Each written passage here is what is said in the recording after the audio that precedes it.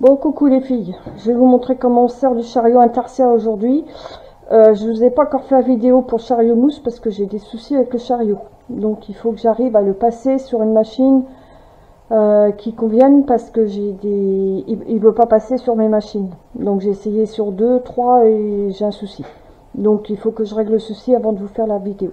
Donc là pour aujourd'hui, je vais vous montrer comment utiliser le chariot intarsia. Donc le chariot intarsia, vous voyez, c'est celui-ci et c'est celui. Alors vous avez deux barrettes dedans, une grande, une petite. Donc vous utilisez la grande. Alors attendez que je la récupère. Voilà, vous avez deux barrettes. Hein. Vous avez celle-ci. Alors celle que j'ai mise là, parce que j'ai pas le moteur sur cette machine. Si vous avez le moteur, il faut mettre la grande tige. C'est ce qui vous permet de passer et de compter vos rangs avec le compteur. D'accord? Donc, ça, c'est le chariot intarsia, d'une part. De l'autre, je vous ai fait un petit dessin tout simple, avec un petit éléphant. Donc, sur 12 rangs, 14 mailles. Et j'ai notifié la moitié de votre dessin, voyez, 7 qui est ici, qui se trouve à ce niveau-là. Pour simplifier, moi, je mets une petite feuille cartonnée et je suis mon dessin au fur et à mesure que j'avance sur mon travail. Ce qui est plus facile, même si vous le laissez en pause, que vous n'arrivez pas à le finir dans la journée, au moins, vous savez où vous en êtes. Et pour aider, je mets un petit trombone de chaque côté pour maintenir ma petite feuille cartonnée. D'accord? Voilà, vous voyez. Alors, voilà, je vais la laisser là, comme ça. Voilà. Hop. Alors, je vous ai monté quelques mailles. Là, j'ai fait 2-3 trucs avant, mais ça, on va pas tenir compte. Donc, vous avez monté vos côtes. Le fil est toujours pris dans le... Comment? Dans le pêcheur et tout. Donc, vous allez couper votre laine. D'accord? Vous voyez, moi, je l'ai coupé. Voilà. Hop. Vous allez sortir votre chariot initial de la machine. Alors, moi, je le mets à l'envers, toujours posé sur un endroit stable. Et vous allez insérer votre chariot intarsia. Voilà. Vous voyez? Hop. Vous allez régler la densité de votre chariot intarsia par rapport à votre laine. Alors, moi, j'ai aucun souci. La densité de mes chariots de machine correspondent à mon chariot intarsia. C'est-à-dire que si là, ma laine, je la tricote en 9, sur mon chariot intarsia, je vais la tricoter en 9. Mais il y a certains chariots intarsia où il faut mettre peut-être un demi en plus ou un demi en moins. Donc, après, ça sera à vous de juger. Ok? Bon, on va faire le premier rang. Donc, vous voyez le premier rang, vous avez deux petites mailles là qui seront en gris et ce qui est les carrés blancs, pour moi, ce sera en jaune. Vous savez que vous avez deux mailles grises juste à la moitié de votre travail. Donc, la moitié de votre travail, c'est ici. La moitié, c'est ça. Hein. Moi, j'ai mis 30 mailles. Mon dessin se fait sur 14 mailles. Donc, il reste 16. Donc, la moitié, voilà, c'est le milieu. D'accord? Donc, je vais prendre déjà ma laine. Alors, les petites pelotes. Alors, moi, j'ai fait des petites pelotes hein, pour vous montrer. Mais après, et je mets une corbeille au sol. Ça évite que la laine soit par terre. Je la bloque donc dans mon guide-fil en dessous. Voilà, hop. Et je vais venir. Alors, vous savez que la moitié, c'est ici. Mais qu'avant, il vous faut deux mailles grises. Donc, les deux mailles d'avant, vous les prenez pas avec la couleur de fond. Alors, oui, chose que je vous ai pas dit. Une fois que vous avez fait vos côtes, vos aiguilles, il faut que la laine passe, les mailles passent derrière les petits clapets. D'accord? C'est-à-dire que vous allez monter vos aiguilles en position entre le 2 et le 3. De façon que votre laine, j'avais oublié de vous préciser, de façon que votre laine passe derrière vos petits clapets. Parce que vous allez travailler là, avec les mailles derrière le clapet. Alors que sur votre machine, normalement double fonture, vous travaillez les mailles à l'intérieur des clapets, mais là ça sera l'inverse, d'accord? Donc vous allez passer la laine. Alors on repart, voilà, le milieu est ici, vous avez vos 2 mailles grises ici, donc vous allez faire votre fond, et ben vous passez la laine. Ensuite vous avez 2 mailles, donc pour moi ça sera du gris parce que je suis restée un peu sur, voilà, pour pas trop vous perturber. Voilà, vous prenez vos 2 mailles en gris. Alors vous voyez, la laine passe sur les clapets, hein, pas derrière, hein. La laine que vous positionnez là passe sur vos clapets. La maille la première maille est derrière, mais là votre laine passe sur les clapets, vous voyez? J'espère que vous voyez bien. Et pour caler les, moi je mets un poids lisière pour caler ma laine. Donc là vous avez fait les 2 mailles, vous avez 3 en jaune ensuite, donc vous reprenez une petite pelote. Alors là moi j'ai fait un petit poisson parce qu'il n'y en aura pas beaucoup, donc quand vous voyez que vous n'avez pas beaucoup de laine à utiliser, faites des petits poissons, parce qu'autrement vous allez avoir plein de pelotes qui se promènent, et c'est vrai que c'est pas facile. Voilà, et je cale toujours avec mon poids lisière. Donc là vous avez 3 mailles, ensuite vous en avez 2 autres en gris, et ben on continue, vous placez vos 2 mailles en gris, hop, voilà. Alors ou vous mettez toujours sur le même poids, ou après vous pouvez prendre peut-être un autre, hein, parce que des fois vous en avez plusieurs à caler, donc il faut bien faire attention. Alors attention de ne pas perdre les autres, et le reste donc qui sera la couleur de votre fond de travail.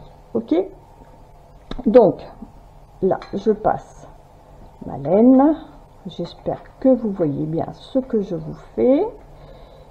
Voilà, hop. Alors moi celle-ci je la tiens à la main, voyez, autrement vous, si vous n'êtes pas sûr de vous, vous la calez aussi avec un, voilà, hop, moi je la tiens, voilà, comme ça, et vous passez votre chariot. Donc vous allez passer, hop, et voyez, le contre-rang, le rang est passé et vos mailles sont tricotées. Donc chose que je fais après, moi j'enlève mon poids lisière et je fais un petit nœud, hop, voilà, à chaque, voyez, ça évite les trous. Alors c'est un petit travail fastidieux, il faut être un petit peu patient. Et alors moi je vous conseille, si vous avez qu'une maille entre deux, vous n'êtes pas obligé de faire des petits poissons, vous pouvez croiser vos laines. Par contre après au-dessus de 2-3 mailles, bah, faites attention parce que ça peut vous tirer sur votre dessin et des fois le rendu n'est pas forcément très beau. Voilà, là vous voyez j'ai fait tous mes nœuds, d'accord.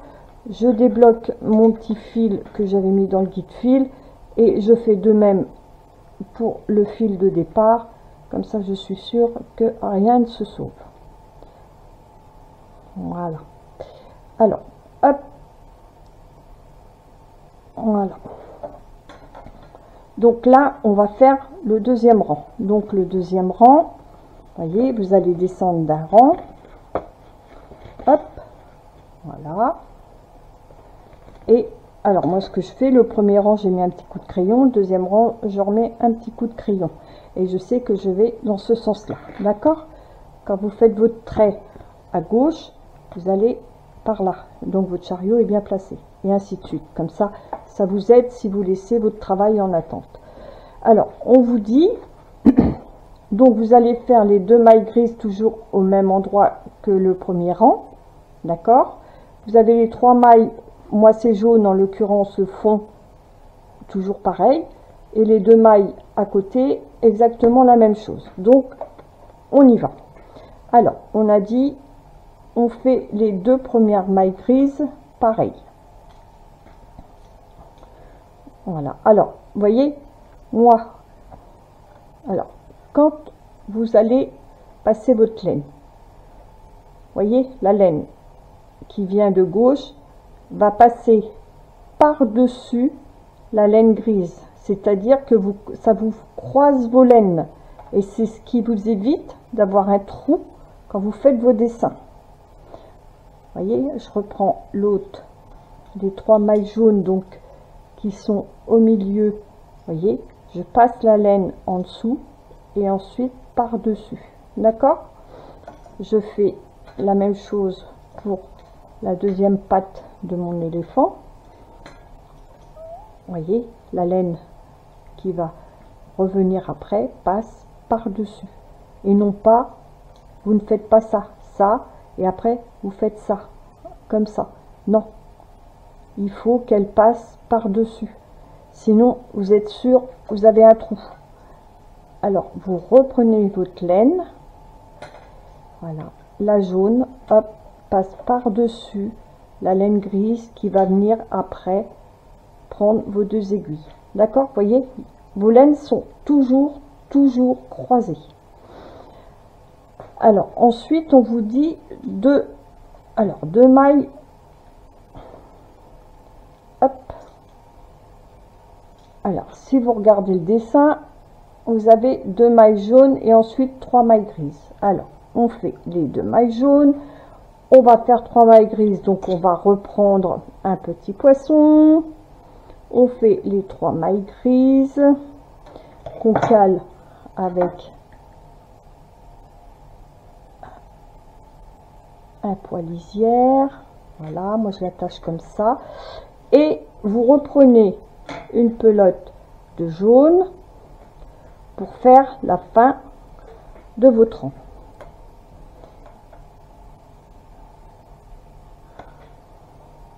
Voilà. Et vous voyez, même ma pelote passe par-dessus. Toujours. D'accord? Alors ça, moi, je la tiens à la main, mais bon, parce que j'ai l'habitude. Alors, attendez, je vais vous la positionner comme il faut. Voilà. Hop. Et je tricote. Voilà. J'enlève mes poids lisières. Alors, le petit nœud pour les nouvelles pelotes que j'ai prises. Voilà. Un petit nœud là. Vous faites un petit nœud à côté. Et comme ça, vous n'êtes pas embêté. Voilà. Hop. Et là, vous avez fait le rang numéro 2. Donc, nous allons faire le rang numéro 3. Voilà, celui-ci. Hop. Alors, le rang numéro 3. Attendez, je remonte un petit peu là, que vous voyez. Voilà. Donc, on va aller au début de la laine, de la maille grise. On va faire une grise, une jaune, une grise. Donc là, vous n'avez qu'une maille. Donc là, vous allez pouvoir les croiser. Vous n'êtes pas obligé de refaire un petit poisson. Pour une maille, vous n'êtes pas obligé. Alors, on va y aller. Je vais vous montrer. Donc là, vous allez jusqu'au bord de vos mailles grises. D'accord? Ensuite, vous prenez, alors, vous en avez une grise. OK. Et voyez, je croise toujours mes laines. Voyez? Hop. Là, vous avez une jaune. Et ensuite, vous avez 2 grises. Et bien, vous repassez vos 2 grises ensuite. Voilà, en suivant. 2 mailles, vous pouvez. Au-dessus de 3 mailles, moi, je vous conseille après de faire des petits poissons parce que ça va tirer sur votre travail. Et puis, et des fois, le rendu n'est pas forcément très joli. Alors, là, vous avez fait... Alors, attendez, hop, parce que là, c'est un peu un sac de nœuds. Voilà, alors, après, il faut bien retrouver les bons fils, hein, pour ne pas vous tromper dans vos plots. Voilà. Donc, on a fait une là. On a fait la jaune, d'accord? On a fait les 2 grises. Là, on va faire la jaune et on va refaire les 2 grises. Donc, toujours pareil, vous avez qu'une jaune. Vous allez faire les 2 grises. Voilà. Ensuite, eh ben, vous avez les 3 jaunes, comme sur votre dessin. Voilà. Alors, pensez à démêler un petit peu vos laines, hein, de temps en temps. Voilà, en dessous, bien les mettre face à face. Ensuite, on vous dit de refaire 2 grises, donc vous faites 2 grises. Et pour finir, votre couleur de fond, donc en l'occurrence pour moi, c'est le jaune. Voilà. Et là, et ben vous tricotez. Vous passez votre chariot. Voilà. Et vous voyez, toujours aiguille ouverte, clapet ouvert. La laine que vous travaillez passe sur les clapets. Votre maille est derrière le clapet. Ok? Donc on a fait le rang numéro 3. Maintenant on va faire le rang numéro 4. Hop. Voilà. Hop. Donc on vous dit le rang numéro 4, bah, toujours vos 2 grises au même endroit, les 3 jaunes au même endroit, les 2 grises au même endroit. Et ensuite c'est pareil. Vous avez une, 2 et 1. Alors, on va faire ça. Donc, on va aller jusqu'aux 2 grises. Voilà. Ensuite, vous prenez, vous croisez toujours. Hein, vous voyez, regardez. La grise passe en dessous la jaune. Hop.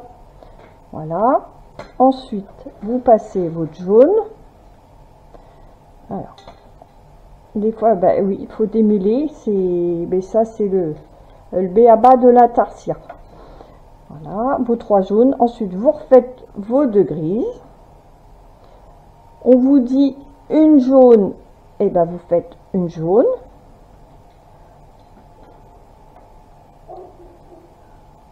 Alors, hop, voilà.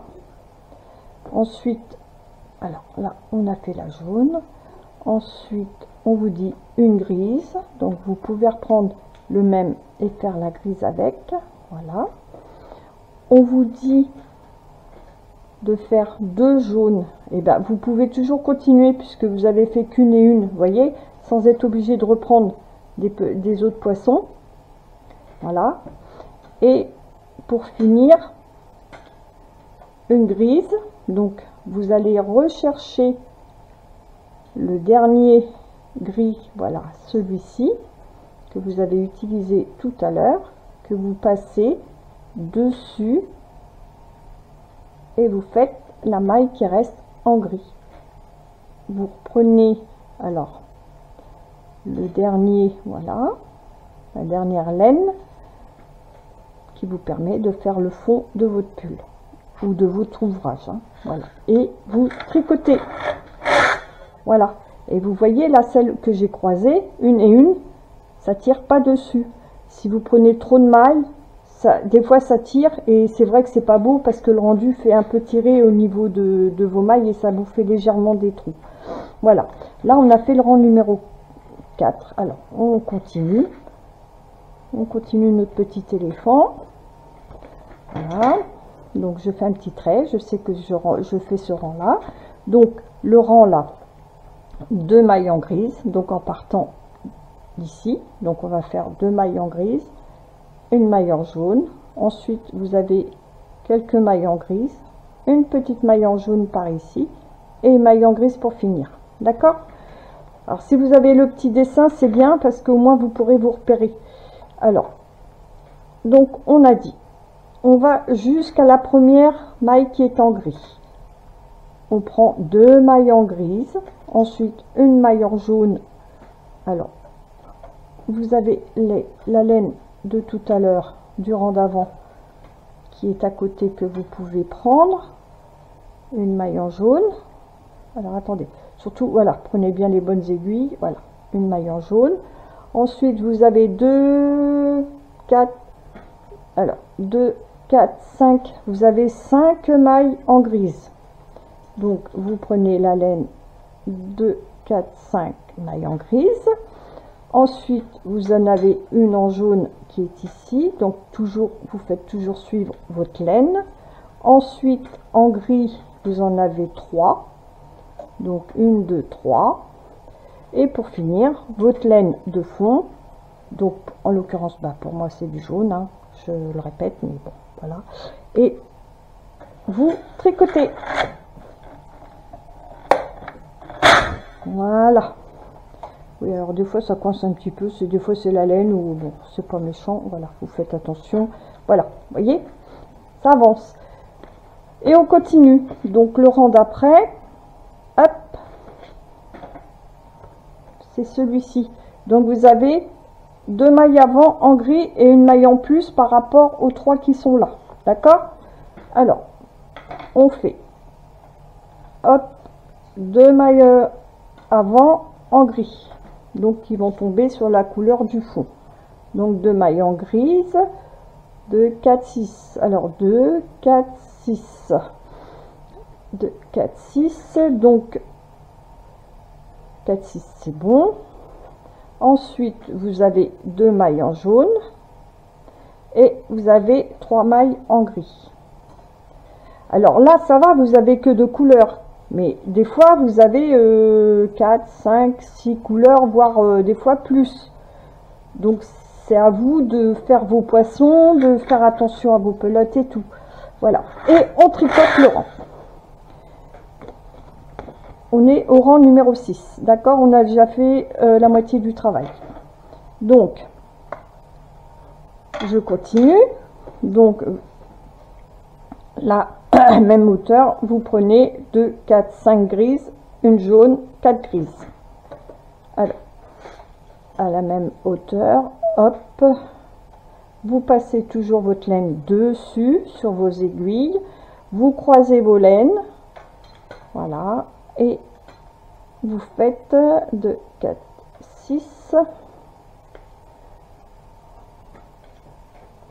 1, 2, 4, et c'est pas 6, c'est 5, voilà, d'où l'intérêt de bien recompter. Ensuite, vous avez une petite jaune, ensuite, vous croisez toujours, voyez, la jaune est là, la grise va passer par-dessus, vous en faites 4, voilà, là, vous passez la jaune pour finir, et vous tricotez. Et on continue. Et là, on est au rang numéro 8. Alors, on a nos 4, les 4 grises, une jaune, 3 grises, une jaune, une grise. D'accord? Et ça, c'est un point, les petits éléphants, que je pourrais vous montrer à faire sur le mémo 2. C'est un petit motif que j'ai pris justement pour vous faire en intarsia, mais qu'on pourra éventuellement faire sur le mémo 2. Je vous ferai un petit un petit bas de pull ou chose comme ça. Alors, on fait les 4 grises, la petite jaune, ensuite vous passez vos 3 grises, tac tac tac, une petite jaune. Alors vous avez votre laine, hop, vous croisez, voyez, la jaune est là, elle va aller là en dessous, voilà, pour que votre laine soit bien croisée. D'accord? Ensuite, il vous faut une grise. Là, vous pouvez reprendre celle-ci puisque vous avez qu'une maille de chaque. Là, hop, voyez, c'est croisé. Et vous avez le jaune pour finir. Donc, on va rechercher au bout là. Donc, on va reprendre ici. D'accord? Voilà. Et vous tricotez. Attendez, parce que si je arrive à bloquer, ça va pas le faire. Voilà. Alors, ensuite, donc on est au numéro 9. Donc c'est ici. Donc là, vous avez 2, 4, 5 en gris, une jaune, 4 grises. Et on y va. Hop. Voilà, ensuite on fait les 2, 4, 5, alors 2, 4, 5 grises, une jaune qui est au même endroit que tout à l'heure, vos 4 grises et le jaune pour terminer. Et on passe au chariot, voilà, et on fait l'avant-dernier rang. Voilà, petit coup de crayon. Vous avez 4 grises et 5 grises, une jaune entre les deux. Donc là, c'est un peu le même dessin que le rang d'avant, donc vous ne pouvez pas vous tromper beaucoup. Hop. Alors comptez toujours vos mailles, parce que des fois, par rapport au dessin, on croit que c'est 6 et c'est 5, ou c'est 5 et c'est 6, ou inversement, ou plus ou moins. Donc comptez, c'est un travail de patience. Il faut éternellement compter, d'accord? Faites bien attention. Et là, on tricote. Hop. Excusez-moi. Voilà. Et là, on va finir l'avant-dernier rang. Hop. Donc là, eh ben, c'est toujours la même. Vous voyez, une en moins ici. Là, 3 jaunes et une en moins au bout. Et on fait, voilà. Alors, la jaune, on a dit une en moins en grise. Et on démêle les petites pelotes pour pas que ça s'en mêle. Voilà. Là ici, on en a 2 en gris. Voilà. Vous reprenez votre jaune qui est ici. Vous faites vos 3 jaunes. Hop. Ensuite en gris, vous en avez 3. Et ensuite ici, hop. Alors, bien prendre au bon endroit. Voilà. Et voyez, la laine passe toujours sur les clapets. D'accord, voilà, et nous allons faire le dernier rang. Et le dernier rang, et ben c'est mettez une en moins là et une en moins là. Donc ce qui fait que vous faites comme ça, vous passez là ici comme ça, et ensuite, alors après, voilà, hop, voilà.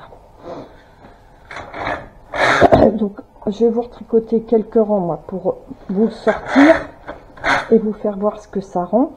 Alors, quand vous faites un modèle intarsia, voilà, là c'est bon. Après vous avez souvent l'encolure à faire, et là vous voyez, voilà, je vous montre comme si vous aviez fini votre dessin et vous montez. Donc ça, après là, toutes les petites pelotes, hop, vous coupez. Alors vous gardez un peu de fil, parce qu'après, pour cacher vos fils, sinon vous allez être embêté, d'accord?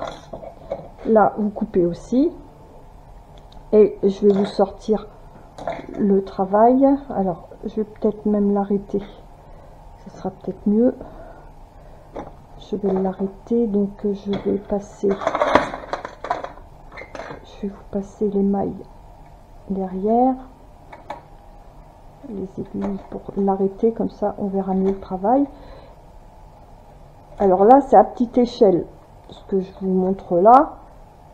Après si vous faites un pull d'enfant avec un motif, donc il faut, vous faites vos côtes. Une fois que vous avez fait vos côtes, la laine vous ne la laissez, vous passez pas par le pêcheur, puisque vous n'utilisez plus le pêcheur, puisque là on travaille fonture ouverte, aiguille montée. Donc c'est tout à fait à l'inverse du système de tricot que l'on a sur la double fonture avec les 2 chariots, d'accord? Alors, je me dépêche de vous sortir ça. Voilà. Donc, voilà l'utilisation du chariot intarsia. Alors, à savoir que vous avez, donc, comme je vous ai expliqué, les 2 petites parties métalliques. Alors, une qui vous, la plus grande, qui va vous servir si vous avez le moteur, et la plus petite si vous n'avez pas de moteur sur votre machine, d'accord? Tout dépend de vos machines. Alors hop, et je voulais aussi vous dire l'utilisation, alors je vous parle du chariot mousse, l'utilisation du chariot mousse pour les dames qui veulent faire du point mousse avec la double fonture. J'ai peut-être trouvé quelque chose. Mais faut que je me cale dessus et que j'arrive à vous sortir quelque chose pour vous le montrer après. Et je pense que ce serait peut-être beaucoup plus facile que d'utiliser le chariot mousse, parce que le chariot mousse est très, enfin pas compliqué, mais il est très difficile à passer, et c'est vrai que c'est un chariot que j'utilise, alors je vais vous dire, quasiment pas, parce que déjà je perds beaucoup de temps avec. Et le fait d'être obligé de sortir le chariot à chaque rang et de le remettre et de passer une fois dans un sens, une fois dans l'autre, parce que vous ne pouvez pas le passer en continu, vous êtes obligé à chaque fois de passer les autres chariots. Moi je trouve que c'est une perte de temps. Donc il me semble que j'ai trouvé un petit truc. J'ai fait un essai, mais je suis pas encore convaincue, donc je vais essayer de mettre ça comme il faut et de vous faire voir pour faire du point mousse avec vos deux chariots d'origine de votre machine. Je pense que j'ai peut-être trouvé un petit truc qui pourrait vous convenir. Alors, je vais... Attendez, je rattrape mes bêtises parce que du coup, j'ai perdu. Je discute, mais vous voyez, je parle toute seule, mais je fais quand même des bêtises. Pourtant, je suis concentrée sur mon travail, mais voilà, mais ça arrive. C'est parce que je voudrais l'arrêter pour le garder en modèle. Alors, attendez, hop, on va remettre ça là, voilà, c'est pas grave. C'est pas méchant. Voilà, allez, hop, c'est bon. Allez, je remets juste mon peigne pour finir. Et ensuite, je vais vous montrer ce que ça fait. Et après, vous n'aurez plus qu'à vous y mettre, mes petites dames. Alors, si après vous avez un souci, quelque chose que vous avez mal compris, ou vous voulez un peu plus de renseignements, ou un petit truc qui vous me dites, hein, n'hésitez pas, je me ferai un plaisir de vous aider. Il n'y a pas de souci, vous savez bien. Voilà. Alors, c'est terminé. Voilà, je vais sortir le travail. Je vais vous montrer ce que ça donne. Hop, je coupe. Je récupère, je sors ma maille, je l'arrête. Alors, vous voyez, vous avez plein de petits fils derrière. Alors, après, les fils, il faut les cacher, hein. Et ça, je crois que je vous avais fait une petite vidéo pour vous montrer comment cacher vos fils, hein. Surtout, les coupez pas, hein. Alors, on va sortir, voilà, et je vais vous montrer, hop, voilà, alors c'est un tout petit motif, mais vous voyez, regardez, hop, voilà, alors vous, pas cela, hein. Ça c'est un essai que j'ai fait avant, c'est des choses que je fais avant, voilà, vous voyez, hop, voilà votre petit éléphant. Bon bah écoutez, j'espère que les explications ont été claires. Et puis, si vous avez besoin, bah, n'hésitez pas. Et sur ce, je vous souhaite un bon après-midi, un bon week-end, parce que moi, je travaille demain et dimanche et lundi. Et on se retrouve, de toute façon, si vous avez besoin, même le week-end, pendant la pause, je peux vous répondre. Il n'y a pas de souci. Allez, gros bibi à tout le monde.